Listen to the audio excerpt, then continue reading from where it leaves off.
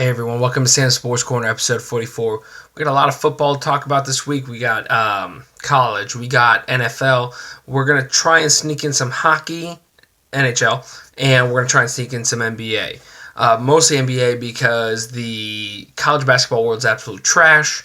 I was trying to watch it the other night, and between Auburn and Ole Miss, there was 40 fouls in that game, and it's just about unwatchable. So we're going to move straight along to the college football world, which just ended. The national championship happened. It was probably the best national championship I've seen in my lifetime. It went into overtime. It was great. Alabama and Georgia.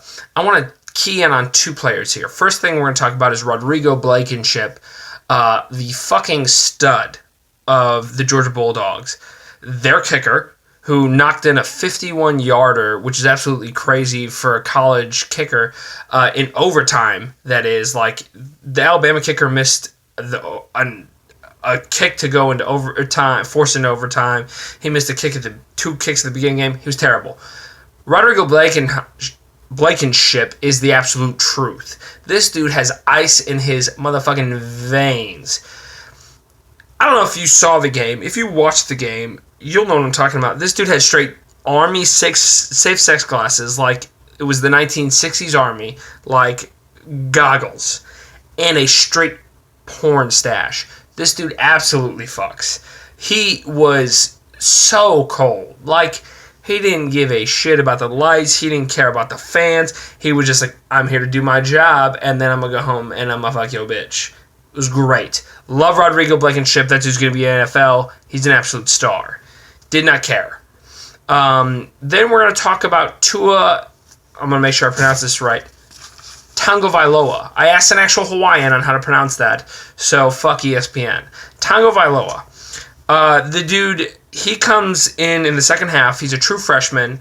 Alabama's scores 0 points in the first half, and then brings their true freshman in to try and save them, which they do. They end up winning it, because, of course, it's Alabama. Tagovailoa is from the state of Hawaii. I'm going to call it the nation, because, come on. We're going to call him Pineapple Express, because Jordan Ta'amu, the Ole Miss quarterback, is already named Tropic Thunder, so he's Pineapple Express. So Alabama, way to copy us with the backup Hawaiian quarterback. That's pretty cool. So the reason why I want to key on this dude, I understand a religious college football player. It's great. In an interview recently, he was talking about praying before and after drives. That's great. You know, kids got to have some faith. But then he was like, yeah, I spoke in tongues. It's what really calmed my nerve. What? I'm sorry. And everyone just blew past it like it didn't matter. This dude literally said out loud, I'm speaking in tongues in between drives to calm my nerves. First off, if I've read my Bible correctly, that's not how speaking in tongues works. But okay, so basically there are two options here. Either one, he has the divinity of God inside him, and he's going to go and win all the Heismans, and he's going to win all the Super Bowls, and everybody should just put their entire life savings into betting on this kid. So that's option one. Option two is a little fucking crazy, and his career path is going to end with him shouting at college freshmen about premarital sex because the university gives him a pass to do it once a week. Like, I'm sorry, he has two options. Either one, he's crazy, or two, he has the divinity of God and he's going to be Tom Brady 2.0. I don't know what it is. I'm not going to presume to know what it is. A little religious joke for you there. But it's a lot. That's a lot to handle.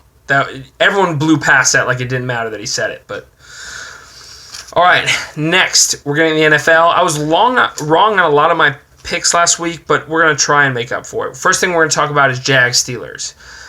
I have the Jags. This is a little personal thing. I like Blake Bortles. I hate the Steelers, but there are a couple reasons.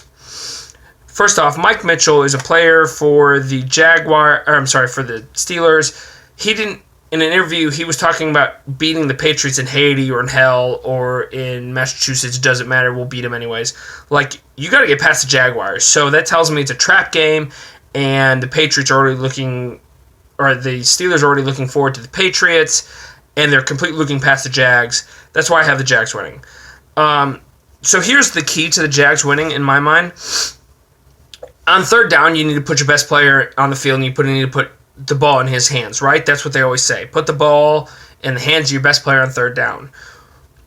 So that tells me they need to punt every third down. Because honestly, besides the defense being fucking stellar, Brad Nortman, the punter of the Jaguars, is absolutely incredible. He's so good.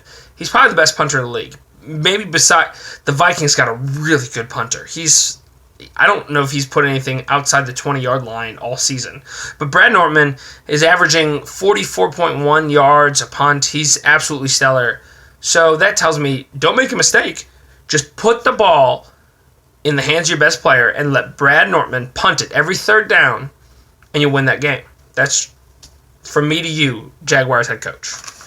All right, next I'm going to go with the Eagles over the Falcons, mostly just because I can't get on board for the Falcons because everyone keeps talking, they haven't quite put it all together. Well, it's postseason. You need to have it together. I got the Eagles even behind Nick Foles. I don't care. Even behind Nick Foles.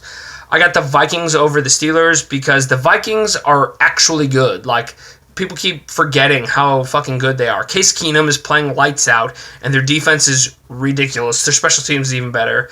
Go with the Vikings on the game if you're a betting man. The Saints, fuck them. Lastly, if you don't put every cent you have in the bank on the Patriots over the Titans, you hate money. Because the line is 13.5, and either A, the Patriots are going to lose that game and we're all going to hang ourselves, us betting folk, or B, they're going to win by 30. I honestly think they're going to win by 30, but that's just me. So those are my NFL lines. I was wrong a lot last week, but I'm very confident this week. We got Jags, Eagles, Vikings, Patriots. That's what it's going to be.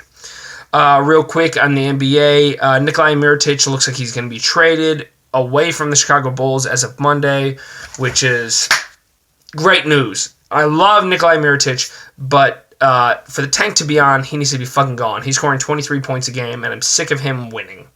So, bye-bye, Nikolai Mirotic. Enjoy the Utah Jazz. I'm sure you're going to have a miserable career there because it's Utah and they're terrible. And I honestly feel bad for him. He came from Spain. He's in Chicago, and they're about to move him out to fucking Utah. Yeah, sorry for you. Lastly, we got our Idiot of the Week. And when I started the show, I said I was going to talk about more NBA. I haven't as much as I'd like to. I'm sorry, NHL hockey. I haven't talked about as much NHL hockey as I'd like to. I really like hockey. It just hasn't come up much. The reason we have the Idiot of the Week this week is because ESPN, for once in their life, decided to talk about NHL hockey. And his name is Mark Begevin. He's an idiot. And let me tell you why he's an idiot. He said that the Toronto Maple Leafs should trade Austin Matthews. For those of you who don't know, Austin Matthews was like second in scoring last year as a rookie. He's already one of the top scorers this year, goal scorers this year. He's an absolute stud. He's like the first American stud to come out of college since Patrick Kane. He's ridiculous. And he says he should be traded. Would you like to know why Mr. Mark says that he should be traded? For cap space reasons. Because Toronto's having cap space troubles. But he said, they can get two top defensemen, blah, blah, blah. Mark, you are an absolute retard. You don't trade one of the best players ever to come out of college in his rookie contract because of cap space issues to possibly sign a couple good defensemen. That's robbing Peter to pay Paul. Two great defensemen is great, but what are you going to do if you can't fucking score a goal? If you give up one goal a game, it doesn't help if you can't score any.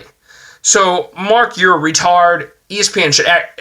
I'm sorry for what I've said in the past about ESPN never talking about hockey. Stick to what you know. Stick to LeBron's ball sack. Stick to LeVar Ball's ball sack. And I don't know. Stick to trying to frame Tom Brady for some shit he didn't do. Because that's all you're good at. Stay away from NHL and its beautiful game. And just talk about what you know. Leave talking to the NHL and about real sports to those of us who actually care.